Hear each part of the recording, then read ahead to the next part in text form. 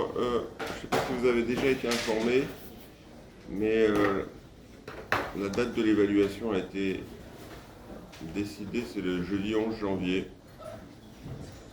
de 8h30 à 12h30.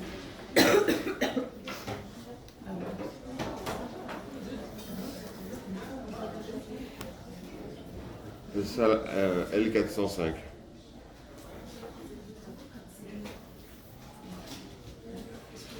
Oui, le jeudi 11 janvier, 8h30, 12h30, une dissertation de 4 heures.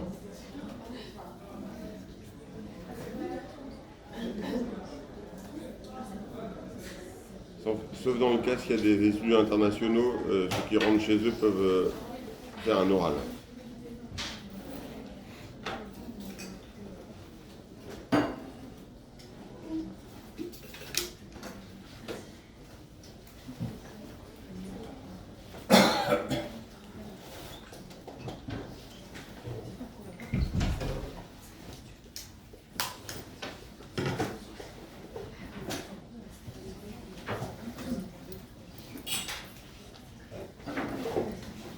Passer au troisième point des approches contemporaines.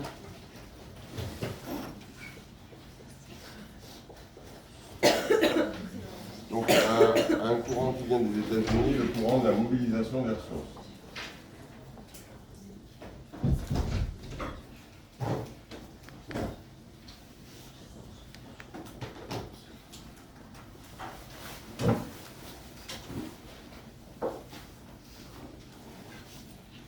Alors on verra que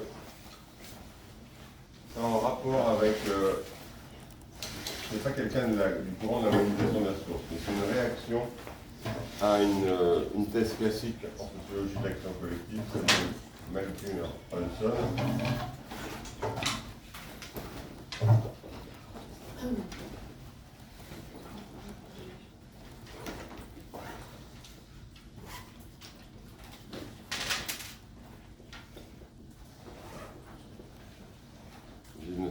Qui s'inscrit, elle, non pas dans la mobilisation des ressources, mais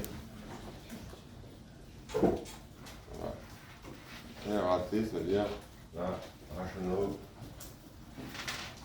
Action Theory.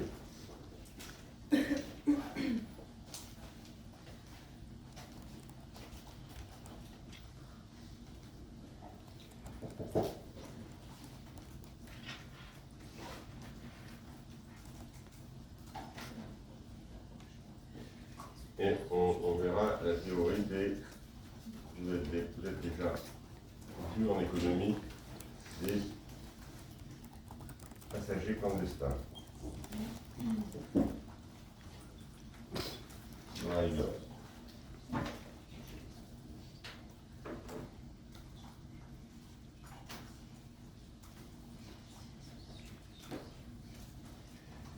Et ensuite, on commencera par en se centrant sur un auteur, Oberschol.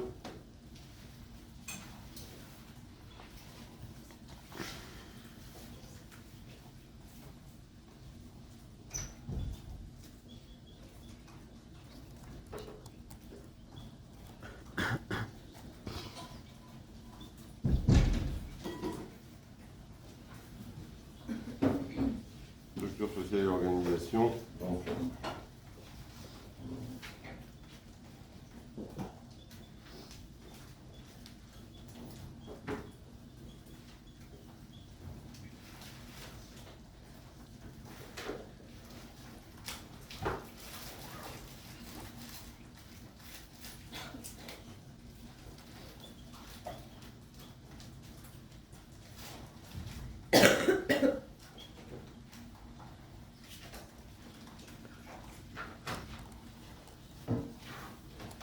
un livre classique de Oberschol, Social Conflict and Social Movements de 1973.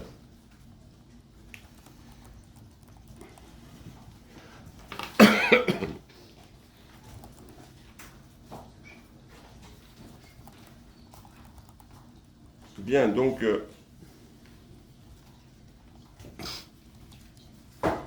ce troisième angle des approches contemporaines, qu'on appelle le courant de la mobilisation des ressources, a émergé aux États-Unis dans les années 70 et s'est présenté comme un nouveau cadre d'analyse des mouvements sociaux.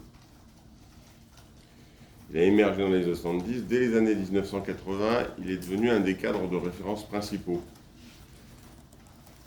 de l'approche de l'action collective, au carrefour de trois disciplines, la sociologie, la science politique, l'histoire. Donc c'est un courant qui est interdisciplinaire.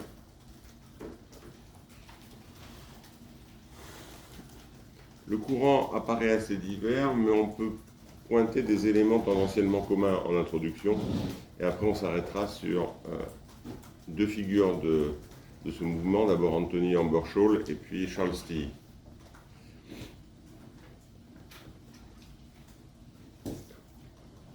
Premier point tendanciellement commun, le courant s'est souvent constitué en réaction à un courant antérieur incarné par les travaux de l'américain Mancur Olson.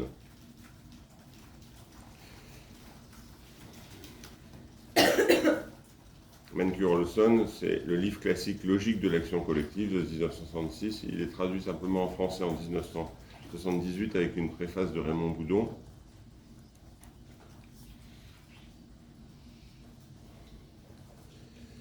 Olson est un économiste américain. C'est un partisan de ce qu'on appelle le RAT, c'est-à-dire la Rational Action Theory, ou choix rationnel, c'est-à-dire ceux qui tentent d'appliquer la figure, on va dire, libérale et néolibérale de l'homo economicus à l'ensemble des comportements sociaux. L'homo economicus, c'est-à-dire un individu rationnel qui procède par calcul coût-avantage de ses intérêts. Qu'est-ce que ça me coûte? Qu'est-ce que ça me rapporte?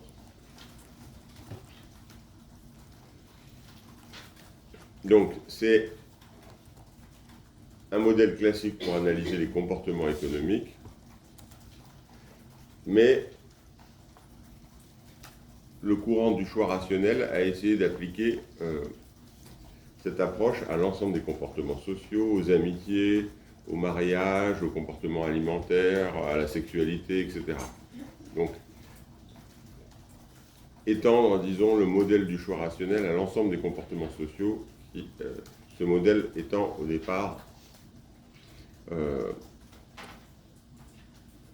développé pour analyser les comportements économiques. Donc avec l'idée que ce qui explique les comportements amicaux, amoureux, sexuels, alimentaires, politiques des personnes, c'est un calcul, qu'est-ce que ça me coûte, qu'est-ce que ça me rapporte. On reviendra dans la dernière séance du cours sur Olson et sur ce modèle du choix rationnel et ses limites et les critiques qui ont pu être faites à ce type d'approche, tant par l'économiste américain Albert Hirschman que par le sociologue italien Alessandro Pisano. Là, on le prend parce que c'est le point de départ auquel vont réagir ce nouveau courant qu'on va appeler le courant de la mobilisation des ressources.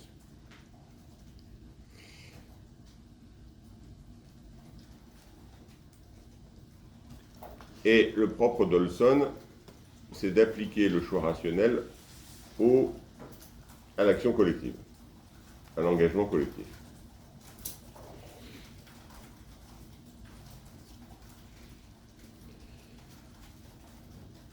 Je reviendrai sur ce paradoxe d'Olson, j'ai dit en la dernière séance du cours, mais on peut le formuler pour l'instant ainsi, on y reviendra dessus donc plus tard. Le paradoxe d'Olson, c'est qu'il ne suffit pas que tous les membres d'un groupe aient intérêt à la création d'un bien collectif pour qu'il concourt à sa production. Il ne suffit pas que tous les membres d'un groupe aient intérêt à la création d'un bien collectif pour qu'il concourt à sa production. exemple, j'ai intérêt en tant que salarié à une augmentation de salaire, mais pourtant je ne vais pas nécessairement participer à une grève ou me syndiquer pour obtenir cette augmentation de salaire. Donc, il ne suffit pas que tous les membres d'un groupe aient intérêt à la création d'un bien collectif pour qu'il concourt à sa production.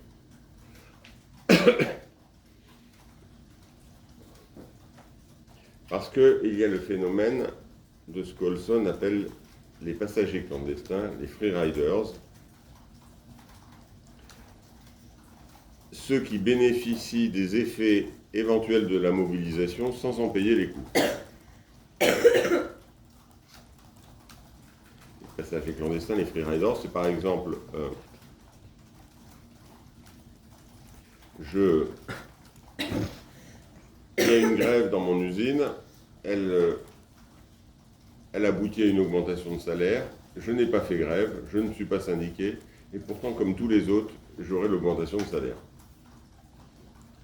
C'est ça que Olson appelle le passager clandestin.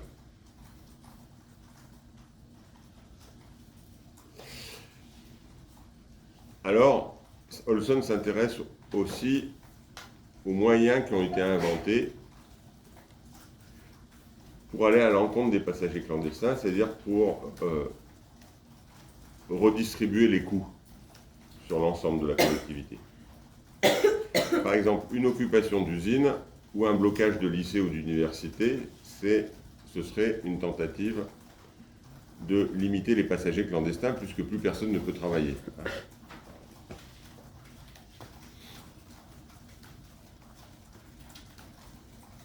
Historiquement, dans des secteurs du syndicalisme, on a connu aussi le monopole d'embauche par le syndicat. Ça a été le cas chez les dockers ou en France chez les travailleurs du livre.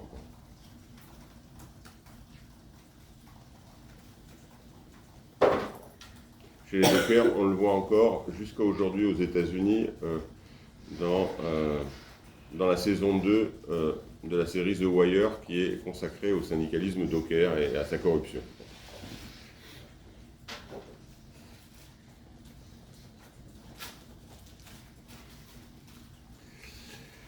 Que vont faire alors les théoriciens de la mobilisation des ressources? Ils ne sont pas complètement dans le paradigme du choix rationnel, ils vont essayer de sociologiser et d'historiciser les questions nées du paradoxe d'Olson. Donc, de toute façon, il ne faut pas mettre Olson dans la mobilisation des ressources, c'est un point de départ, et ce nouveau courant, la mobilisation des ressources, va essayer de donner des réponses sociologiques, plus historiques et plus sociologiques au paradoxe d'Olson.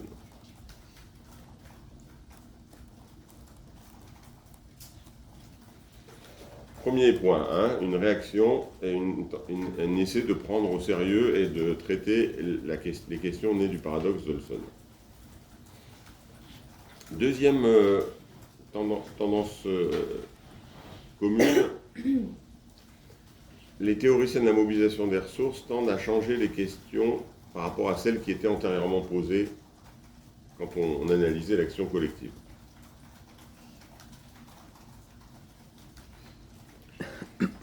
Donc, il s'agit moins de se demander pourquoi en un seul mot, au sens de la cause, ou pourquoi en deux mots, au sens des raisons. La cause et les raisons, ce n'est pas forcément la même chose. Il s'agit moins de se demander pourquoi des groupes se mobilisent, mais d'abord comment se déclenche, se développe, réussit ou échoue une mobilisation. Donc on a un déplacement du regard vers le comment.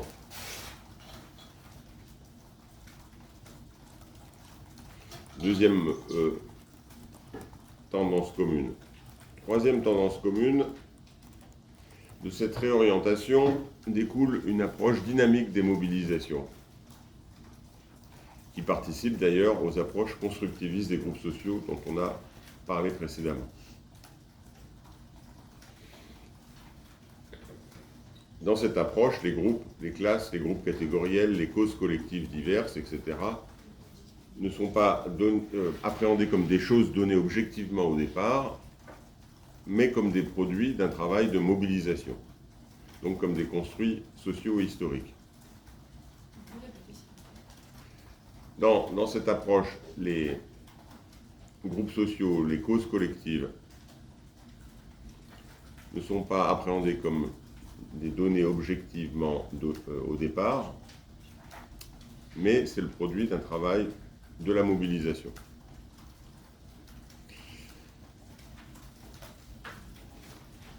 Une des questions importantes posées dans ce cadre est alors de savoir comment certains groupes prennent et d'autres ne prennent pas.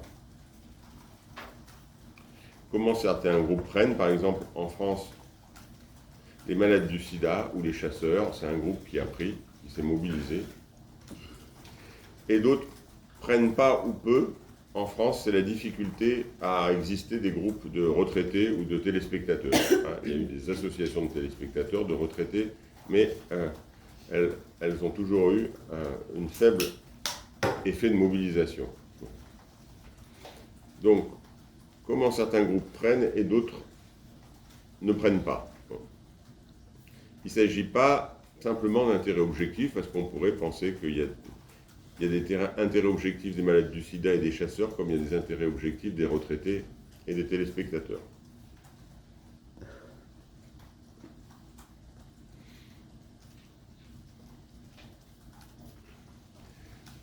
Quatrième tendance commune, dans ce cadre, la mobilisation des ressources, comme son nom l'indique, il y a ressources dedans, tend à mettre l'accent sur l'organisation dans la mobilisation.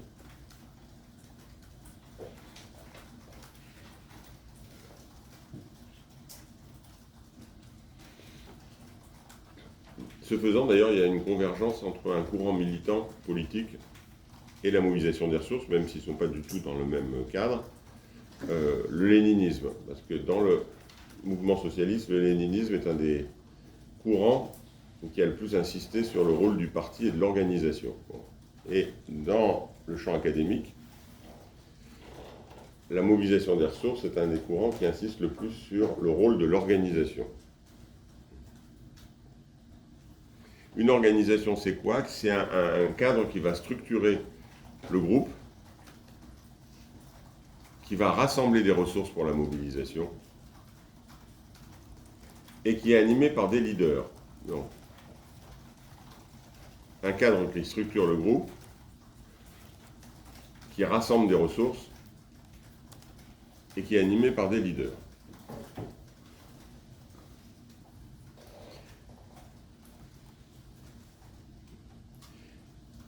Les analogies économiques que le courant de la mobilisation des ressources tire encore de Olson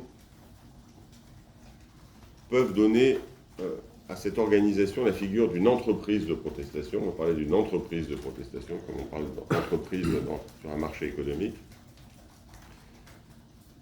Une entreprise de protestation qui rassemble des moyens en vue de fins rationnelles, des stratégies, au sein d'un marché d'intérêts collectifs mobilisés et en concurrence. Donc, une entreprise de protestation qui rassemble des moyens en vue de fins rationnelles, des stratégies au sein d'un marché d'intérêts collectifs mobilisés et en concurrence. C'est-à-dire que tout le monde ne peut pas se mobiliser en même temps, et donc les différentes mobilisations sont en concurrence les unes avec les autres.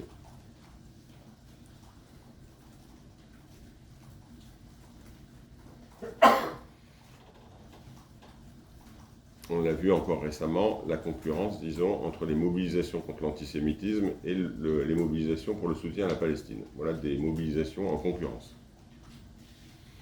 Avec des effets de concurrence, comme sur un marché. Est-ce que vous prenez le produit antisémitisme ou est-ce que vous prenez le produit Palestine? Et donc, certains disent, si vous allez dans les manifestations contre l'antisémitisme, c'est que vous êtes pour l'État d'Israël et les bombardements. Si vous allez dans les manifestations pour la Palestine, vous êtes antisémite.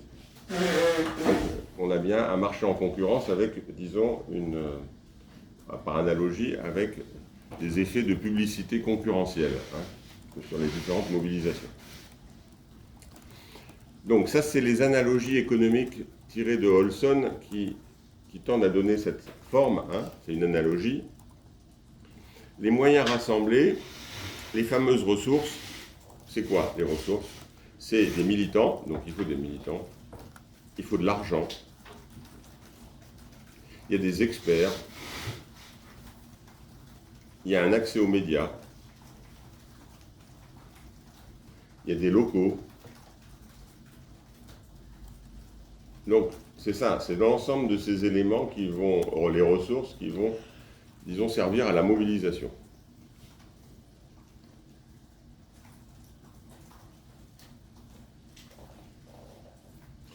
On verra, puisqu'on vient de finir sur les analogies économiques, que le courant de la mobilisation des ressources garde de ses origines olsoniennes des penchants que je vais appeler utilitaristes.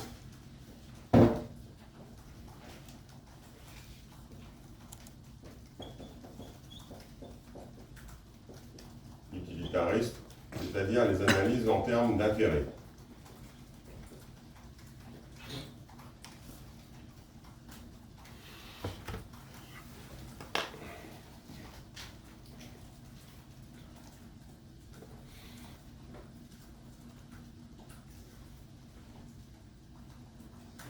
C'est-à-dire que les visées stratégiques, conscientes, calculées et volontaires des acteurs sont privilégiées au détriment des dimensions non conscientes de l'action.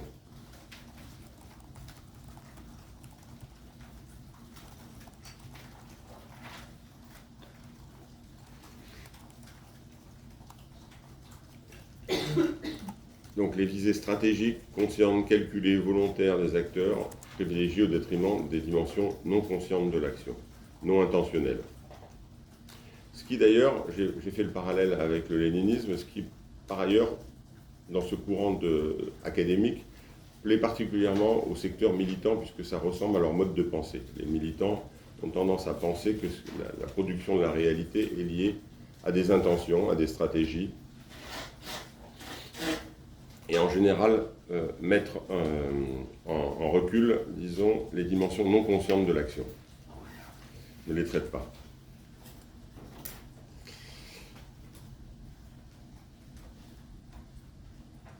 Alors voilà des éléments du cadre général. Maintenant, on va rentrer dans deux auteurs principaux, un sociologue et un historien sociologue, Oberschol et Tilly, pour rentrer un peu plus précisément. Donc on va commencer par Anthony Oberschol, c'est le grand A, hein, Oberschol, structuration sociale et organisation.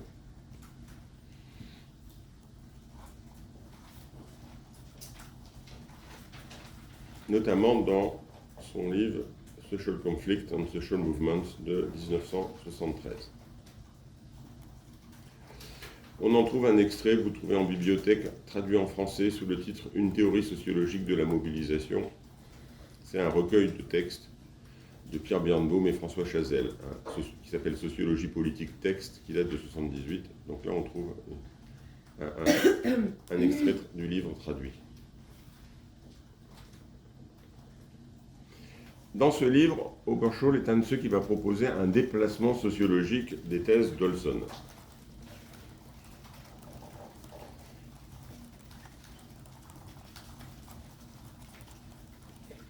Déplacement, c'est-à-dire qu'il ne va pas se situer dans la logique de l'individualisme méthodologique de Olson, hein, où on a affaire au départ qu'à des calculs individuels, puisqu'il va partir de la structuration sociale pour envisager les mobilisations.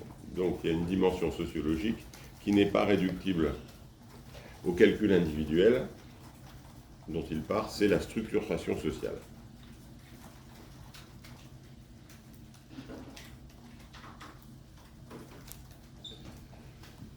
Donc il s'efforce de penser ce qu'il appelle des conditions structurelles favorisant la mobilisation dans les mouvements d'opposition. Des conditions structurelles favorisant la mobilisation dans les mouvements d'opposition.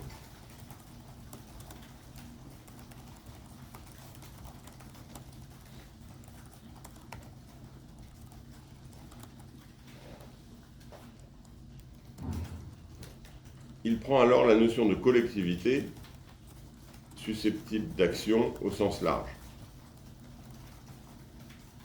Une collectivité susceptible d'action, voilà ce que c'est. Tout ensemble suffisamment large et concentré géographiquement pour qu'une communication entre les membres existe ou puisse être établie. Tout ensemble suffisamment large et concentré géographiquement pour qu'une communication entre les membres existe ou puisse être établie.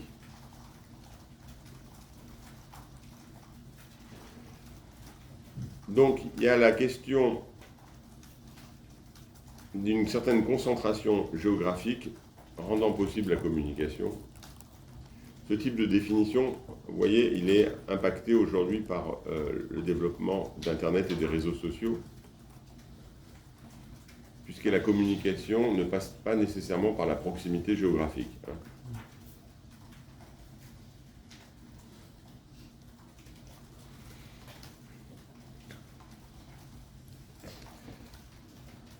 Donc, selon lui, une action collective est plus probable lorsque la sociabilité au sein de cette collectivité, les liens de communication sont intenses.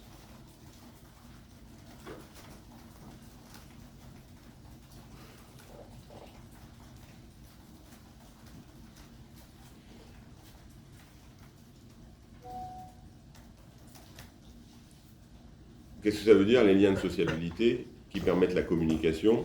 C'est par exemple, on a une grande université comme Lyon 2, on a des dizaines de milliers d'étudiants qui ont peu de communication entre eux, qui restent peu sur le campus, avec une vie associative faible, et on a l'IEP, un petit établissement avec beaucoup d'associations et des contacts fréquents. Et bien, quand il y a des mobilisations, les mobilisations sont beaucoup plus fortes à l'IEP qu'à Lyon 2, par exemple. Bon. Voilà ce que veut dire Oberschol.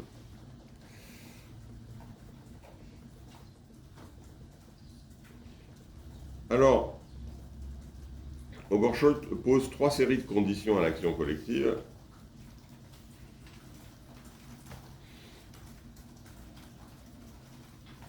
Une première série de conditions minimales est requise pour la mobilisation, c'est le point de départ, c'est les conditions minimales.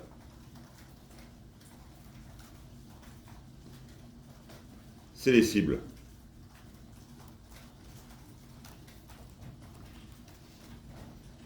Macron, salaud, le peuple aura ta peau. Il faut une cible. Je cite Oberschol, les conditions minimales requises pour une protestation sont des cibles et des objets communs d'hostilité tenus pour responsables des injustices, des privations et des souffrances. Ces phénomènes étant accentués dans certains cas par des sentiments profondément ancrés d'oppression collective, d'intérêt commun et de communauté de destin.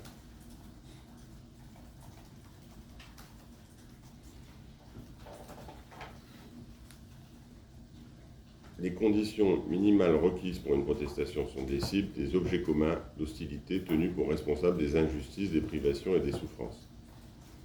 Ces phénomènes étant accentués dans certains cas par les sentiments profondément ancrés d'oppression collective, d'intérêt commun et de communauté de destin. Donc, il faut une cible, soit une personne, soit par exemple le retrait d'une réforme, la réforme des retraites. Bon. Mais ça ne suffit pas. C'est ce que Oberschol appelle une condition minimale, les cibles. Si on n'a que des cibles, ça peut tout au plus aboutir à des explosions localisées de courte durée.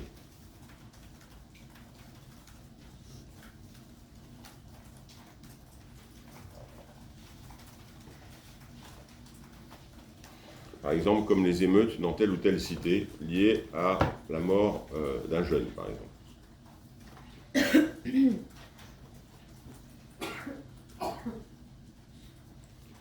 Donc, c'est minimal, ça ne suffit pas, ça peut donner des explosions, mais qui sont des formes peu organisées de mobilisation.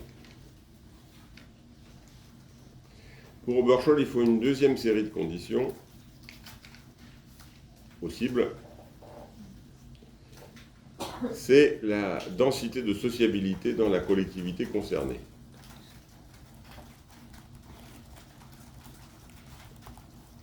c'est là où ça se déplace le plus par rapport à Olson et à son individualisme méthodologique. Parce qu'il faut qu'il y ait des relations sociales stabilisées dans la collectivité qui va se mobiliser. Une certaine densité de sociabilité. Et des liens plus larges entretenus entre les différents secteurs localisés du groupe.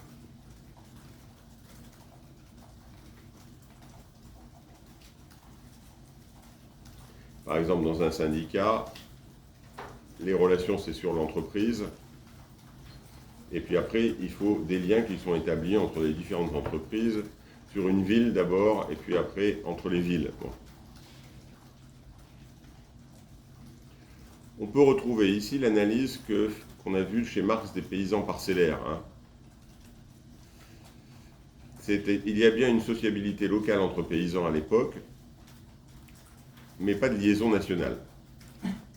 Donc il y a un handicap. Hein. Il y a cette densité, mais que locale. Mais il n'y a pas de lien national. Les liens nationaux deviendront plus tard, hein, les syndicats agricoles, la mutualité agricole, voilà des liens qui sont développés, qui vont redonner des liens. Voilà.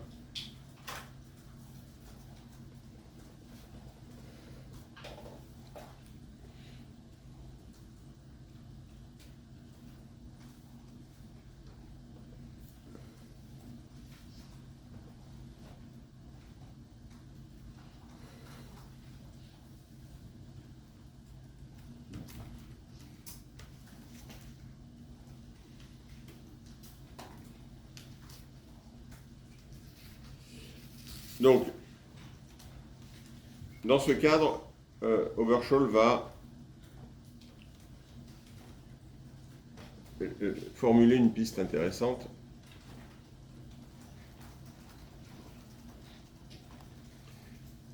C'est que une sociabilité communautaire traditionnelle peut servir de support à des mobilisations plus modernes.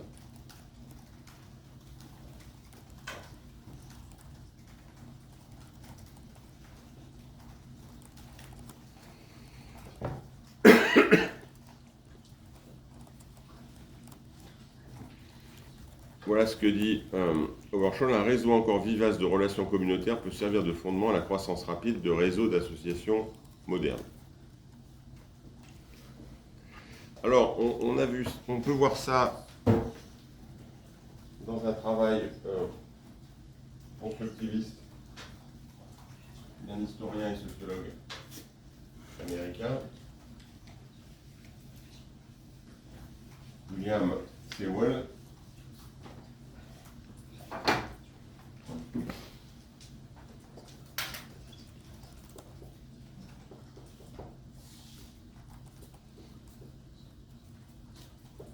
Dans un livre qui s'appelle Gens de métier.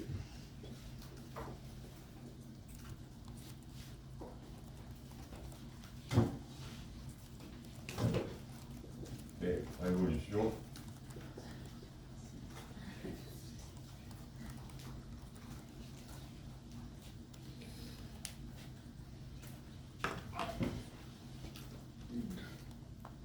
Sewell, bon, fait une analyse, donc c'est un sociologue, un historien américain, il fait l'analyse de l'émergence du mouvement ouvrier moderne en France, et il montre que cette émergence du mouvement ouvrier autour de 1830-1848 en France va prendre appui sur des formes de sociabilité corporative issues de l'Ancien Régime, des métiers.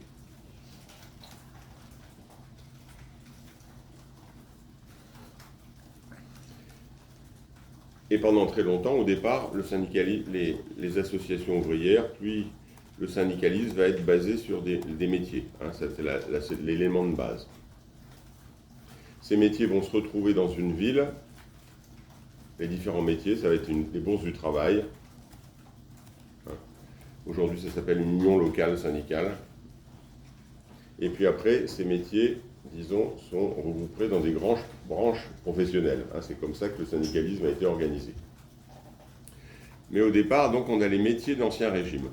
qui jouent un grand rôle, et les animateurs des débuts du mouvement ouvrier français sont des boulangers, des cordonniers, etc.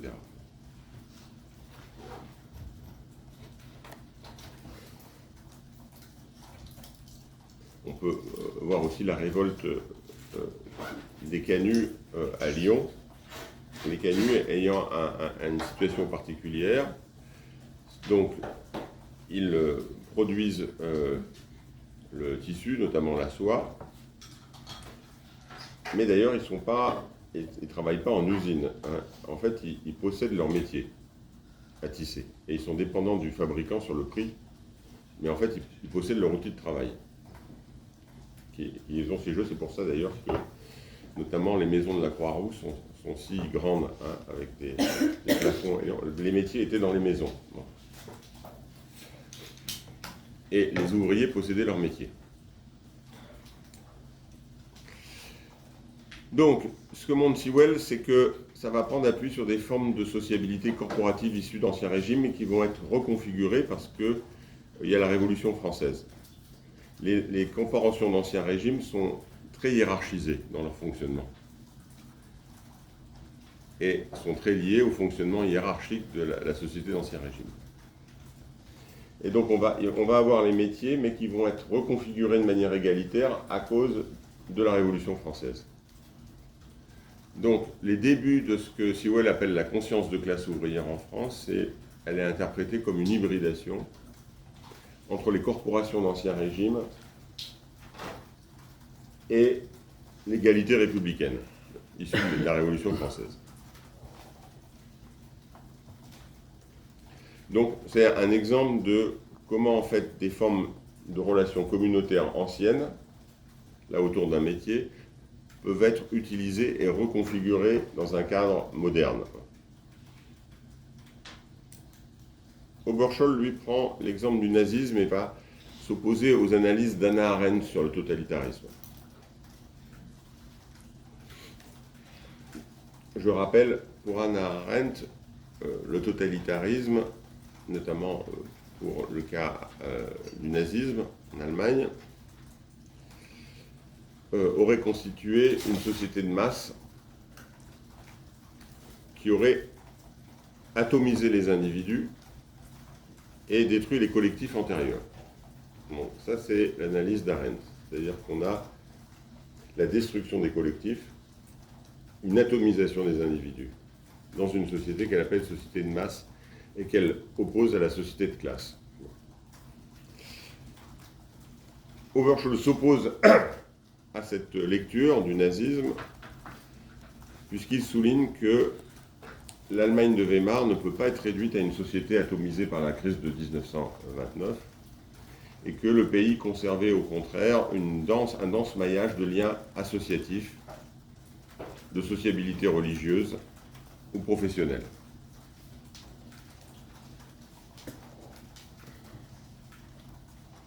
Et Oberschol suggère contre Arendt que les succès nazis vont reposer pour une part sur la captation de ces réseaux.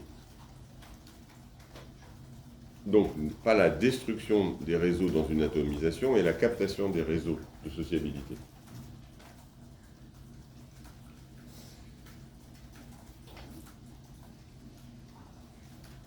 Et donc, une mobilisation nazie qui va aussi s'appuyer sur des liens d'interconnaissance et de solidarité préexistants, et qui ne sont pas liés au nazisme au départ. On pourrait prendre aussi comme exemple plus récent l'usage des réseaux d'églises protestantes dans le processus qui a mené à la chute du mur de Berlin en Allemagne de l'Est. Les églises protestantes, puisque les autres formes politiques étaient interdites, ont constitué le lieu d'organisation de la protestation qui va mener à la chute du mur de Berlin.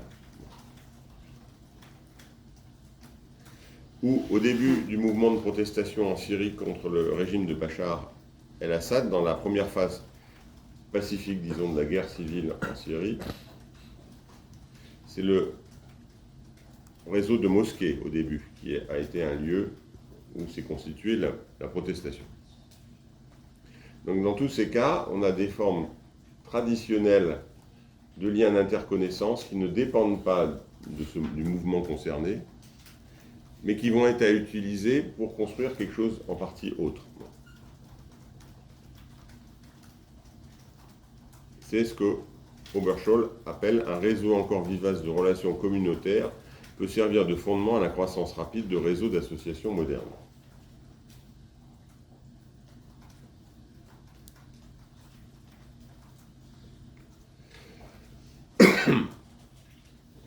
Donc on n'a plus ici affaire à des homo economicus, comme chez Olson, mais à des individus insérés dans des formes préexistantes de structuration sociale. Donc on n'est pas dans la logique de l'individualisme méthodologique de Olson, mais dans la logique du relationnalisme méthodologique dont on a déjà parlé. Oui. Et sinon, du coup, tout à l'heure, vous avez dit qu'il y avait 3 séries de conditions à l'action collective, vous avez mentionné les cibles, la densité sociale. Et on arrive à la troisième. Ah, pardon.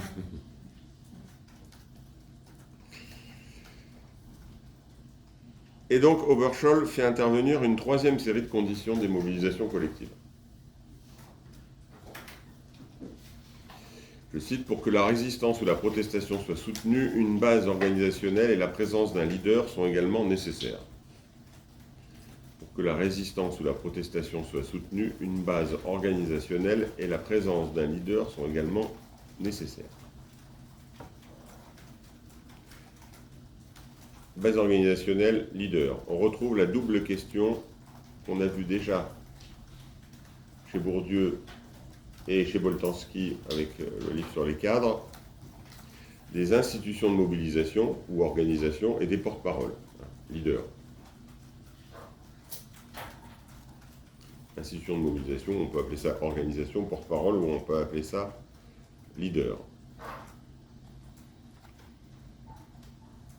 Par exemple, si on reprend la critique qu'il fait de Arendt sur le totalitarisme, c'est le rôle du parti nazi et des militants nazis, qui vont capter les liens sociaux préexistants, mais pour capter, il faut qu'il y ait organisation, militants, leaders. Donc, la nouveauté de ce courant, c'est la troisième condition, bien sûr, mais elle est insérée dans un cadre sociologique, avec la deuxième condition. La première condition, elle, c'est simplement qu'il faut qu'il y ait un élément qui va attirer la mobilisation, une réforme, l'hostilité à un homme politique, etc.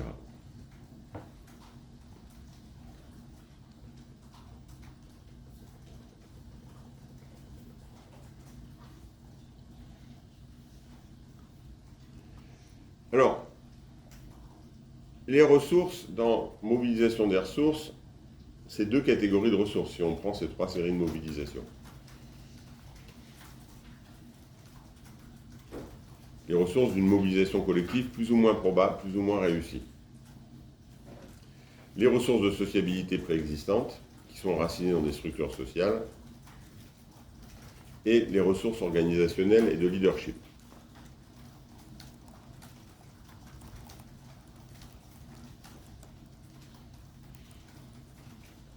Les ressources de sociabilité préexistantes enracinées dans les structures sociales et les ressources organisationnelles et de leadership. Si on n'a que les deuxièmes, il y a un problème. Si on a simplement, on connaît partout dans le monde, et en France en particulier, des groupuscules militants avec des militants, des organisations, etc., qui n'ont en général aucun effet sur aucune mobilisation.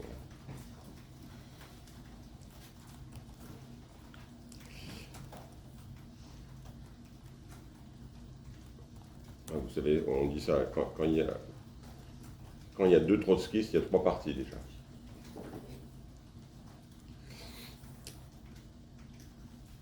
À partir de là, le lien entre les deux, prenons l'exemple intéressant du Chiapas au Mexique, dans les années 90, dans cette région du Mexique, un peu reculée, indigène, va émerger, disons, une rébellion dite néo-zapatiste, en référence aux Zapata de la révolution mexicaine. Et celui qui a été le leader le plus médiatisé au départ de cette mobilisation, le sous-commandant Marcos, a expliqué à plusieurs reprises comment ça se passait. Au début, ce sont des intellectuels, étudiants, universitaires qui vont dans la montagne pour construire une guérilla de type Guevara. Bon. Et ils sont entre eux, ils sont une dizaine. Et pendant plusieurs années, ils restent entre eux, comme une guérilla qui a peu d'effet sur la situation. Bon. Et à un moment donné, il va avoir la connexion avec les sociétés indigènes locales, une transformation, une prise en compte, se fondre peu à peu dans le cadre, et encore aujourd'hui, dans le Chiapas, il y a à peu près 100 000 personnes qui sont régies selon des règles qui ne sont pas ceux de l'État mexicain. 100 000 personnes, c'est beaucoup, avec des formes, disons, on dirait, d'autogestion, parallèles à l'État mexicain, autour de l'armée zapatiste de libération nationale. Ça peut être très étonnant dans un État qui est existant, hein, légal, classique. Mais Marcos raconte bien ça, ce passage d'un groupuscule, disons, à connotation guévariste, maoïste, entre les deux, qui est complètement isolé pendant plusieurs années, et à un moment donné, il va faire la jonction avec les formes existantes. Et ça va devenir un mouvement social fort. Donc, deux types de ressources, des ressources de sociabilité préexistantes et les ressources organisationnelles et de leadership.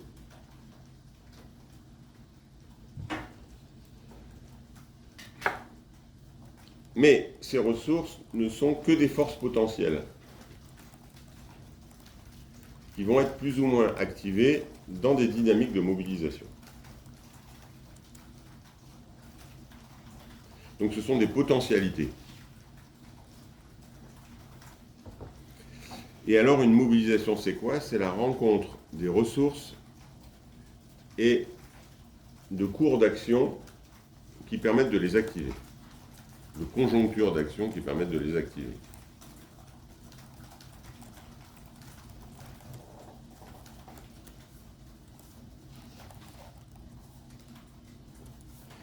Et c'est là où on a la question du comment. Un comment va se nouer ces ressources et un cours d'action.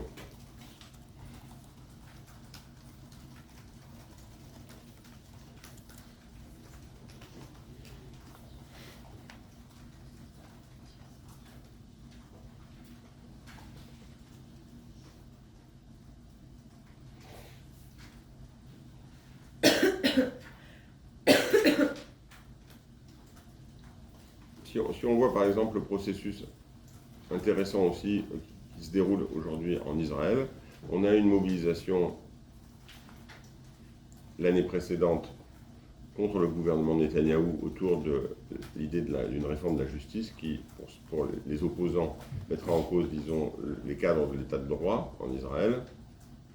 Et puis il y a eu, disons, le 7 octobre. Et aujourd'hui, dans cette conjoncture particulière, cette mobilisation renaît autour de la question des otages et fait reculer le gouvernement sur la négociation. Et fait reculer le gouvernement contre, disons, l'avis des alliés les plus à l'extrême droite et les partis religieux dans le gouvernement qui sont hostiles à toute négociation sur la question des otages avec le Hamas. Donc on voit ça, il y a la conjoncture. Il y avait antérieurement cette mobilisation, et puis il y a le choc du 7 octobre. Elle n'a pas complètement disparu, puisque finalement elle renaît, et les manifestations en cours de soutien aux otages ont beaucoup, disons, de pancartes, etc., de slogans pour la démission de Netanyahou. Hein, donc qui font renaître ce qui était antérieurement. Donc, qui avait à un moment donné, disons, après le choc du 7 octobre, avait, disons, mis entre parenthèses cette question.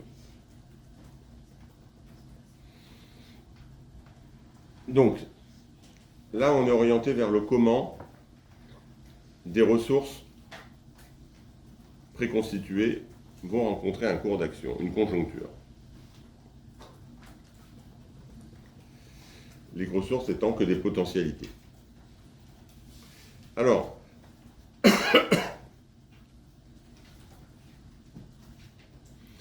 l'importance d'organisation pour coordonner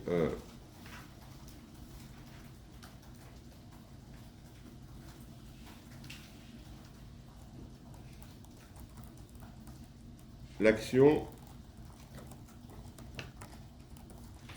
n'a pas été traitée que par Oberschol dans cette trame, mais c'est simplement pour mettre en évidence que c'est quand même un courant qui a plus d'auteurs. Il y a un livre très important dans le courant de la mobilisation des ressources, c'est William Gamson,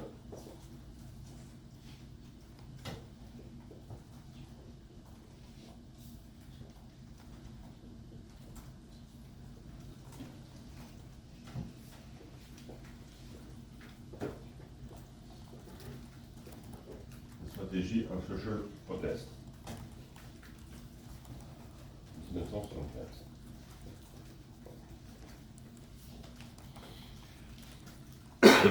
Là aussi, avec Gamson, on a l'importance d'organisation pour coordonner l'action, de rassembler des ressources, mener un travail de popularisation, disons, de la cause défendue. Donc ça, c'est l'élément important de ce courant. Alors, ce courant, il a aussi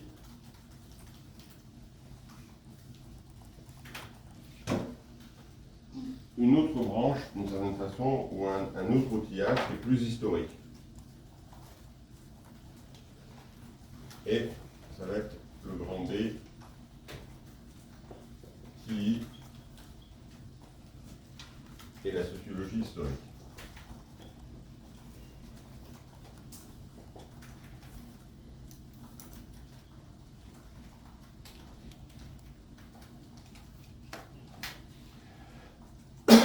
Alors, on peut faire référence à différents textes de qui.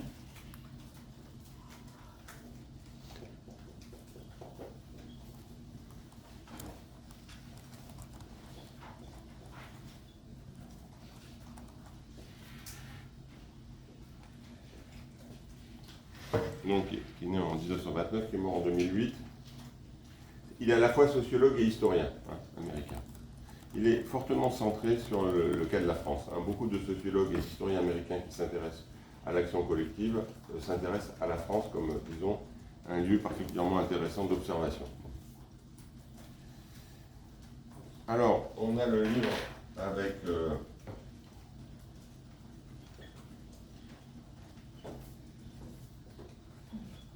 Edward Shorter. Là, il n'a pas été traduit.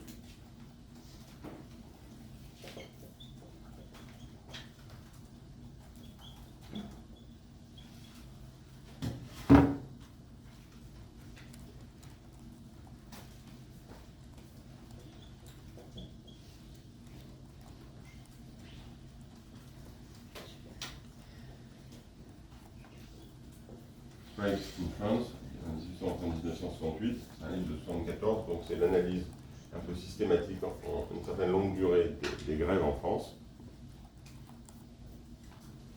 Et puis sur une plus longue période tout seul, celui-là est paru à peu près en même temps en France et aux États-Unis. La France conteste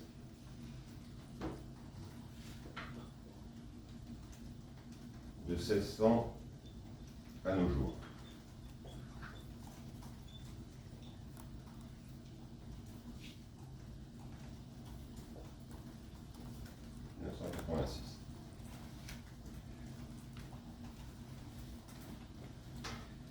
Alors, vous trouvez aussi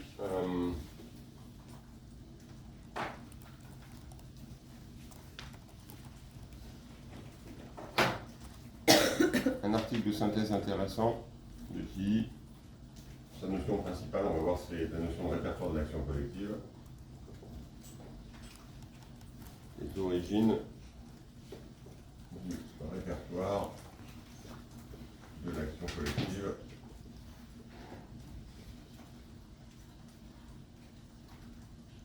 Contemporaine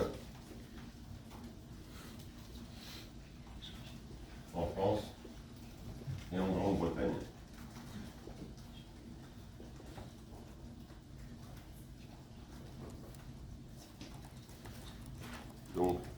paru dans la revue d'histoire XXe siècle.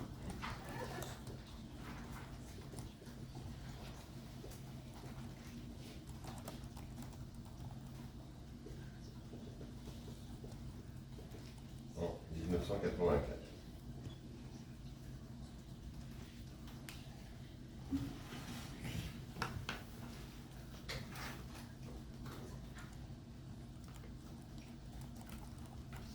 Bien, donc,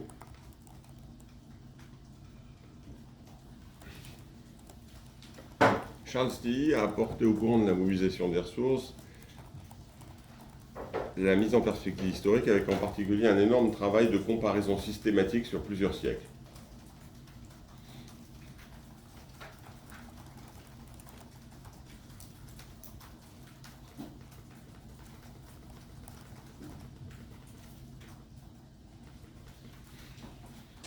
Il a avancé notamment une notion importante qui est encore beaucoup utilisée dans l'analyse des mouvements sociaux.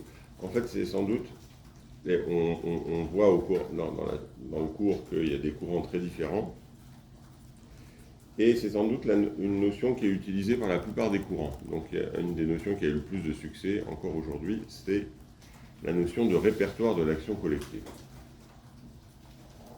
Répertoire de l'action collective. Vous trouverez des marxistes qui l'utilisent, vous trouverez des analyses du choix rationnel, vous trouverez des bourdieusiens, vous trouverez des touréniens. Donc, en fait, des courants très différents, finalement, ont intégré cette notion aujourd'hui.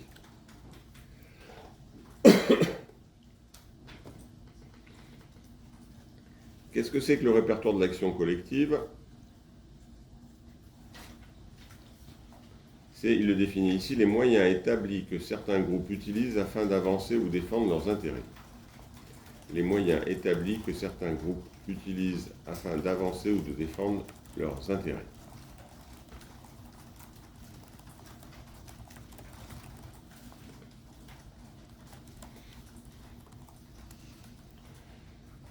Donc, c'est les moyens, c'est les ressources. Hein. On va voir la diversité des ressources. Ces ressources sont encadrées, en fait. En fait, potentiellement, elles pourraient être illimitées, mais en fait, pragmatiquement, elles sont encadrées. Il précise, toute population a un répertoire limité d'action collective, c'est-à-dire de moyens d'agir en commun sur la base d'intérêts partagés. Toute population a un répertoire limité d'action collective, c'est-à-dire de moyens d'agir en commun sur la base d'intérêts partagés. C'est-à-dire que dans l'imagination, on pourrait utiliser énormément de moyens pour se mobiliser, et pourtant, en fonction des époques et des groupes, on voit qu'on utilise à chaque fois des moyens limités, dans un cadre limité, dans un réservoir limité de ressources. Donc, ce qu'il va appeler un répertoire.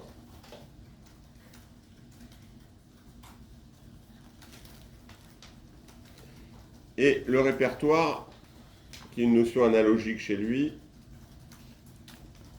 c'est à la fois un réservoir de ressources, mais c'est plus. C'est aussi, disons, le répertoire au sens du théâtre ou de la musique. Hein, voilà, faire une longue citation de Tilly. Ces différents moyens d'action, vous le retrouverez après sur le PowerPoint, composent un répertoire un peu au sens où l'on entend dans le théâtre et la musique, mais qui ressemble plutôt à celui de la commedia dell'arte ou du jazz qu'à celui d'un ensemble classique. On en connaît plus ou moins bien les règles qu'on adapte au but poursuivi. Donc, on a un cadre, comme on a une partition, ou comme on a un texte pour le théâtre, mais il va y avoir une place à l'improvisation dans l'usage des moyens.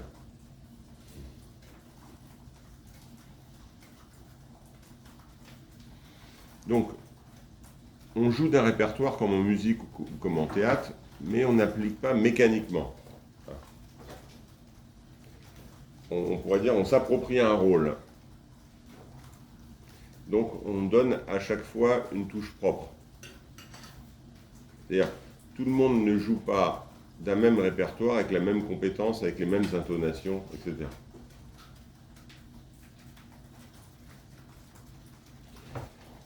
Donc, en fonction, on peut utiliser, par exemple, dans le répertoire d'action collective, il y a la grève. Mais il y a grève et grève. C'est jamais forcément exactement la même grève, en fonction des acteurs de la grève, du contexte. On a vu l'importance du contexte quand on a analysé le mouvement des Gilets jaunes. Que le mouvement serait intervenu dans les années 70, il n'aurait pas forcément pris exactement la même forme, tout en utilisant des moyens proches, que, disons, en intervenant dans un contexte, disons, idéologique ultra-conservateur et confusionniste. Donc, on joue d'un répertoire en s'appropriant ce répertoire à sa façon individuellement et collectivement. Et dans cette appropriation du répertoire, comme il le dit pour le jazz ou la commedia dell'arte, il y a une part d'inventivité et d'improvisation.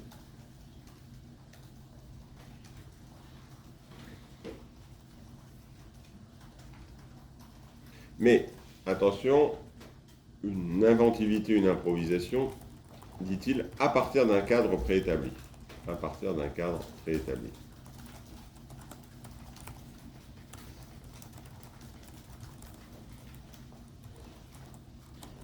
Alors, ces moyens d'action qui composent un répertoire, c'est une diversité de choses. C'est les grèves, c'est les manifestations, c'est les pétitions, c'est les assemblées générales, c'est les meetings, les grèves de la faim.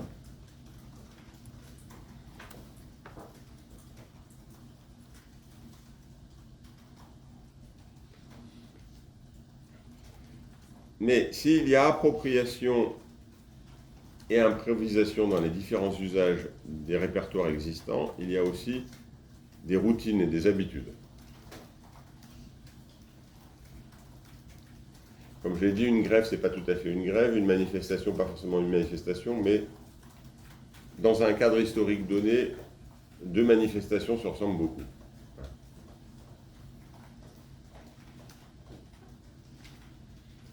Donc, il y a une part d'improvisation et d'appropriation, mais aussi il y a des routines et des habitudes dans l'usage des moyens d'action collective. Donc les répertoires existants, les répertoires de l'action collective existants constituent un cadre contraignant pour l'action collective, puisque l'action collective n'est pas réinventée tous les matins par les groupes et les personnes mobilisées. En général, elle passe par ce répertoire limité. Donc, il y a une dimension contraignante aussi, de standardisation d'une certaine façon. Qui écrit le répertoire en usage dicte l'action collective. Malgré la spontanéité qu'on associe parfois à l'idée de foule, les gens tendent à agir dans le cadre limité de ce qu'ils connaissent, à innover sur la base des formes existantes et à ignorer toute une partie des possibilités qui leur sont en principe ouvertes. Quand des personnes ou des groupes se mobilisent, ils pourraient faire des tas de choses. Potentiellement, c'est limiter les moyens qu'ils pourraient utiliser, et pourtant, ils ont tendance à utiliser les moyens déjà utilisés. C'est ça le répertoire de l'action collective.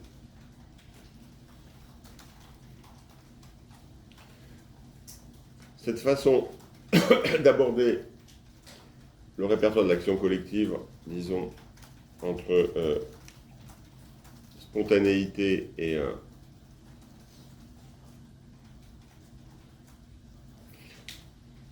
invention et cadre contraignant, a beaucoup à voir avec ce qu'on a vu chez Gabriel Tarde pour l'imitation.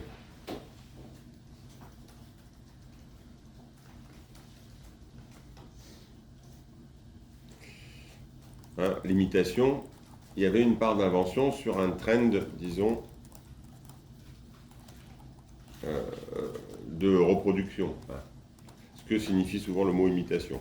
Mais par rapport à la conception ordinaire de l'imitation, Tarde ajoutait justement des innovations.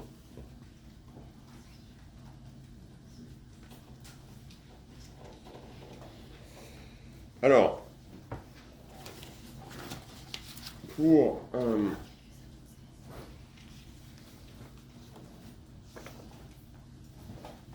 hop.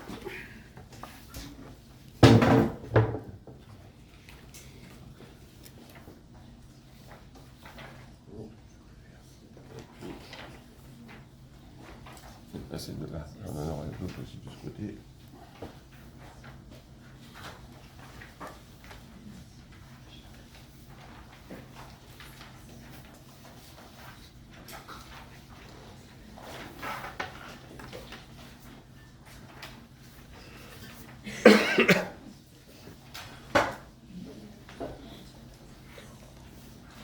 Vous le retrouvez aussi sur le PowerPoint, mais j'ai constitué un tableau simplifié des répertoires de l'action collective à partir du livre de Charles Tilly en 86 et à partir aussi de ce que présente Éric Neveu dans son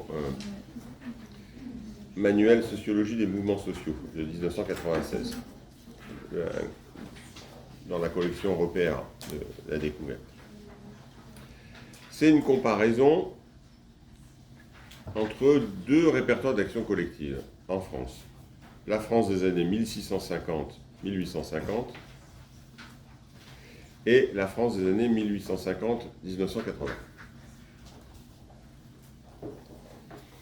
Alors, qui va leur donner deux noms à ces deux répertoires en France d'action collective. Le modèle communal patronné et le modèle national autonome.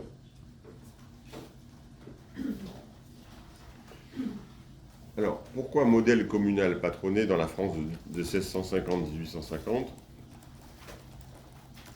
C'est que la mobilisation se constitue souvent sur une base locale, communale, ce qu'on retrouve encore aujourd'hui pour des raisons différentes aux États-Unis, où les mobilisations principales se situent souvent au niveau de la community, au niveau local. Patronné parce que ça passe par ce qu'on appelle des patrons ou des figures importantes qui vont servir de médiation, comme le noble, le curé du village, etc. Toute une série de formes de, on va dire, patronage au sens classique. Et puis la France des années 1850-1980, le modèle national autonome, c'est que on va avoir une nationalisation de l'action collective importante, avec l'importante en France, à partir de là, des manifestations parisiennes, de ce qui se passe à Paris, dans le cadre d'une certaine centralisation parisienne. Pourquoi autonome ? C'est qu'on ne passe pas par des patrons comme médiateurs, mais on s'auto-organise de manière autonome, sans passer par la médiation de figures dominantes. Bon. Alors, une fois qu'on a défini un peu ces deux pôles, année 1650-1850, modèle communal patronné, année 1850-1980, modèle national autonome, on va comparer les différentes, dans les deux cases du tableau, les différents éléments. Alors, première case, le modèle communal patronné, emploi fréquent de moyens d'action normalement réservés aux autorités pour les ridiculiser si substitués au nom du bien de la collectivité. Donc, on va utiliser des moyens qui sont déjà ceux des dominants. Par exemple, réquisition de grains, puisqu'on va peser sur les paysans en réquisitionnant. Et inversement, lors de révoltes paysannes locales, on va réquisitionner du grain. Bon. En face, du côté de 1850-1980, on a emploi de moyens d'action relativement autonomes auxquels les autorités n'ont jamais eu recours ou rarement.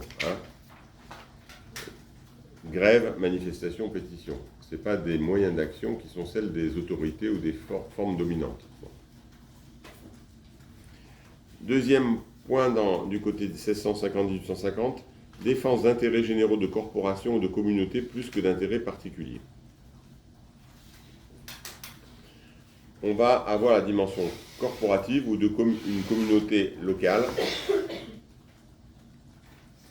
Alors, l'exemple, c'est lutte contre la clôture des terres communales, expulsion d'agents du fisc, bataille rangée entre villages. En face, du côté 1850-1980, on a défense fréquente d'intérêts spécifiques par des groupements ou associations dont le nom même constitue le programme. Union pour, association de défense de, association de défense des commerçants, union pour la défense de tel ou tel patrimoine.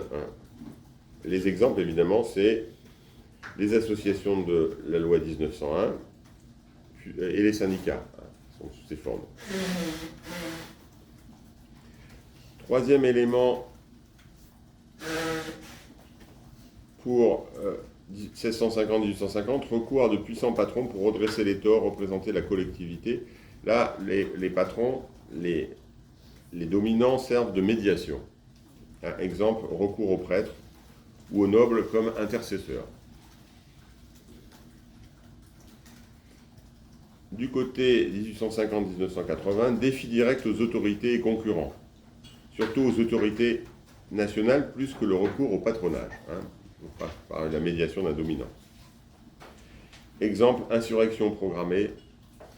La France a beaucoup connu d'insurrections programmées, disons, au XIXe siècle. Occupation de bâtiments publics, séquestration, camions de fruits et légumes ou de vin brûlés.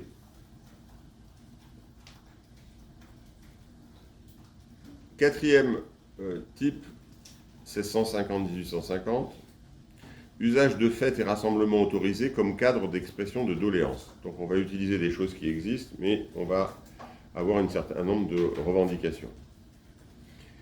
Exemple, cortège tendancieux lors des fêtes. Il y a une fête et puis finalement elle va se transformer en un morceau de la fête en revendication. Du côté 1850-1980, organisation délibérée d'assemblées chargées d'articuler les revendications. Là, c'est les protestateurs qui s'organisent eux-mêmes pour créer des revendications. Assemblée générale, organisation d'états généraux, etc.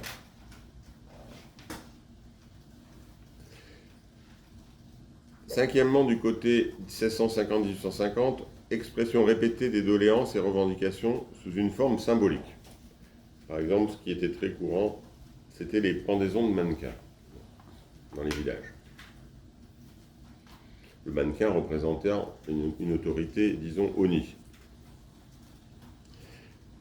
Du côté 1850-1980, déploiement de programmes, de slogans, de signes de ralliement. Alors on prend des exemples historiques. Combat ouvrière pour la journée de 8 heures, logo, drapeau, autocollants, mots d'ordre nationaux, plateforme.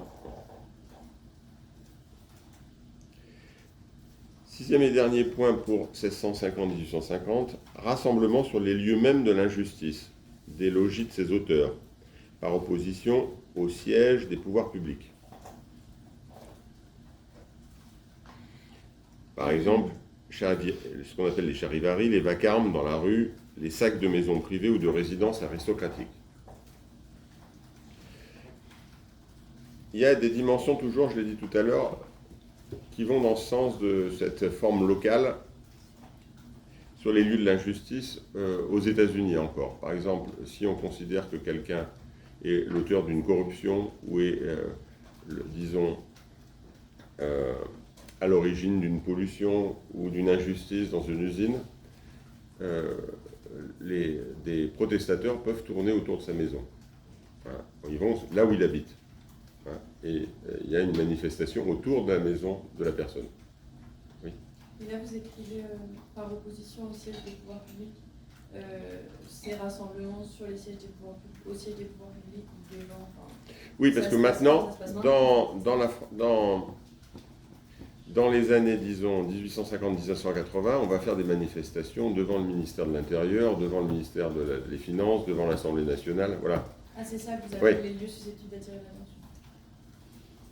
Donc, par opposition au siège des pouvoirs publics. Là, c'est les rassemblements où il y a eu un problème avec un aristocrate, et on va sur le lieu même. il y a eu un problème, il y a eu un problème avec une famille, on va sur le lieu même. Bon, hein. Là où a eu l'injustice, très précisément. Tandis que, je l'ai dit, pour 1850-1980, action sur les lieux les plus susceptibles d'attirer l'attention, organisation de grandes manifestations à Paris, mobilisation médiatique, ou sur les lieux, alors on a à l'Assemblée nationale, fréquemment, on a tel ou tel ministère, si c'est une mobilisation dans l'éducation nationale, c'est le ministère de l'Éducation nationale, enfin, donc il y a ces formes-là. Ce n'est pas les lieux directs de l'injustice ou les résidences des auteurs des injustices.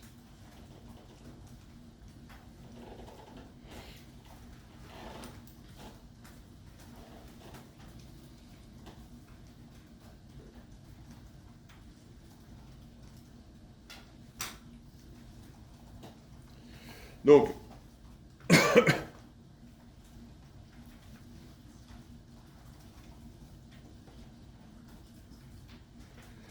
on a une idée un peu plus précise, disons, de ce qu'on appelle le répertoire d'action collective et le fait que on a des différences de répertoire en fonction des moments historiques.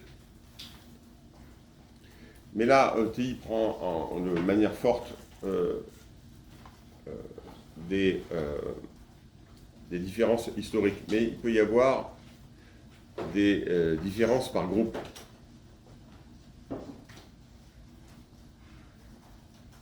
Par exemple, en France, dans ce modèle national autonome 1850-1980,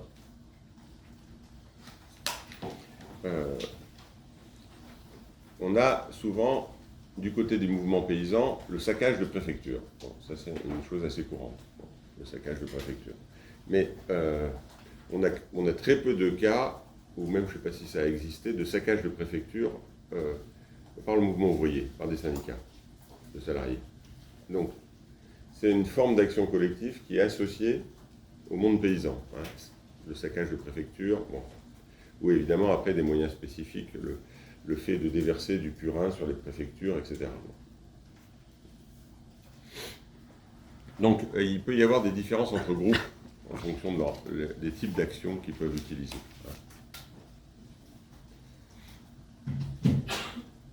Alors, qu'est-ce qui fait évoluer le répertoire de l'action collective selon TI en France? TI va avoir des appuis marxisants quand même dans son analyse. Et il va combiner deux facteurs, un facteur politique, l'État, et un facteur socio-économique, le capitalisme.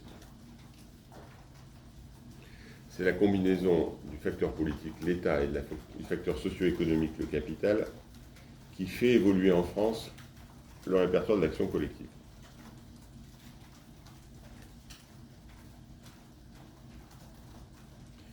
Il explique, c'est lors de la Révolution de 1848 et de la prise du pouvoir par Louis-Napoléon en 1851 que les participants et les formes de l'action collective connaissent les plus grands changements de nos 4 siècles. Révolution de 1948, prise de pouvoir par Louis-Napoléon en 1851. Les plus grands changements de l'action collective en 4 siècles, tandis que s'accélère la centralisation de l'État et la concentration du capital, la contestation elle-même se déplace au niveau national. Tandis que s'accélère la centralisation de l'État et la concentration du capital, la contestation elle-même se déplace au niveau national. Donc, la protestation collective, les répertoires d'action collective suivraient, selon TI, l'évolution, disons, de la centralisation de l'État et de la concentration du capitalisme.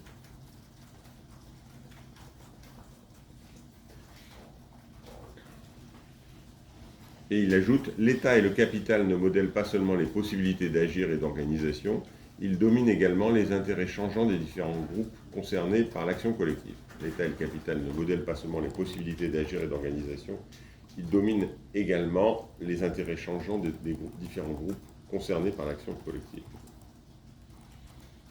C'est le contenu même des revendications qui, avec le développement de l'État et avec la concentration du capitalisme, vont changer aussi.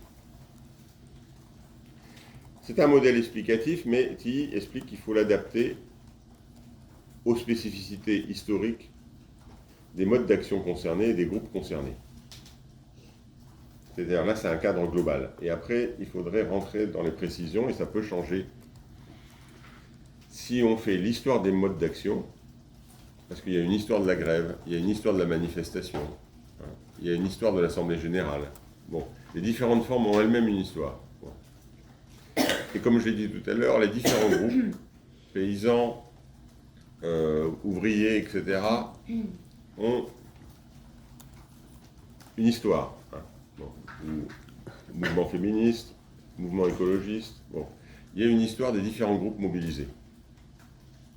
Donc il faut adapter à ça, à la fois à l'histoire de chaque mode d'action et à l'histoire de chaque groupe.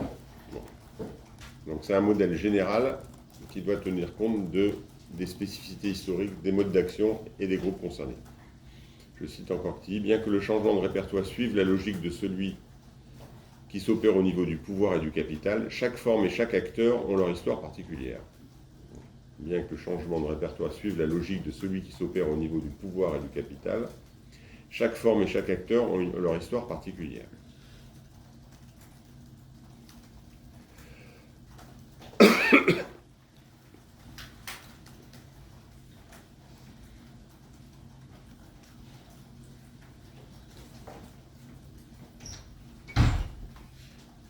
Alors, une des questions qui se pose par rapport à l'analyse de qui, c'est aujourd'hui, est-ce qu'on est à un changement de répertoire d'action collective en France, à une troisième génération de répertoire de l'action collective? C'est une question que pose Éric Neveu dans le manuel que j'ai indiqué déjà, Sociologie des mouvements sociaux.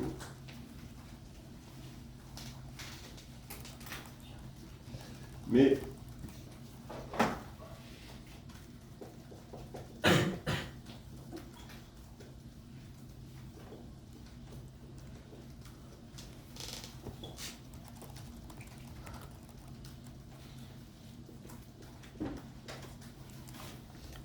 ce n'est pas dans la première édition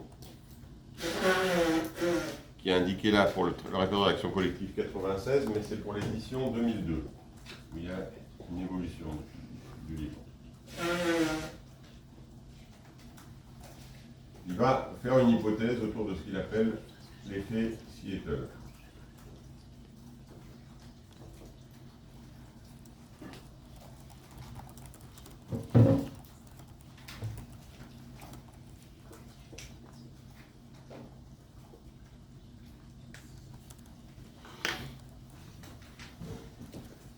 Pourquoi l'effet Seattle?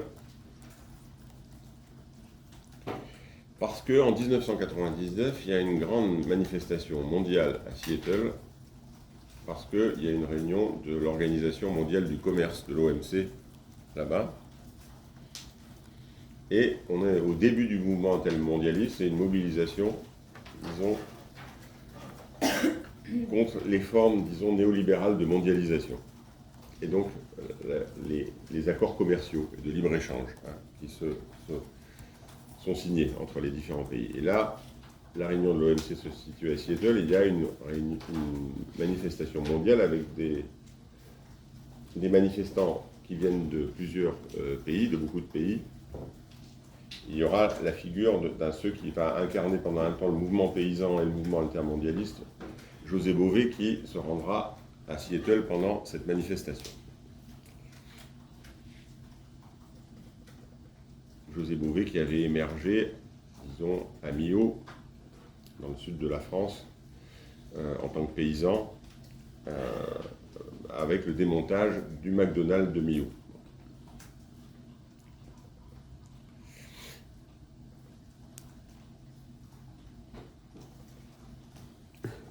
Alors, qui est d'ailleurs pas un paysan classique, hein, c'est l'enfant d'une famille privilégiée parisienne, il fait partie de ce dont je reparlerai dans le cours plus tard, de ces gens qui, dans le post-68, sont partis s'installer à la campagne, et issus des milieux urbains. Et lui, beaucoup sont revenus, et lui est resté. Et ça a été un des fondateurs, disons, de la Confédération paysanne.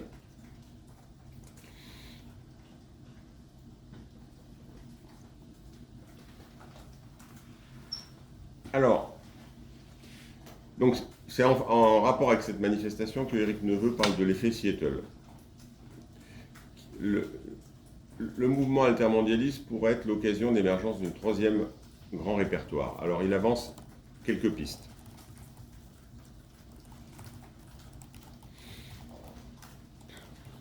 Quelles seraient ces caractéristiques du nouveau répertoire? C'est une hypothèse. Un répertoire plus internationalisé. Bon. On a vu que on était passé du communal au national.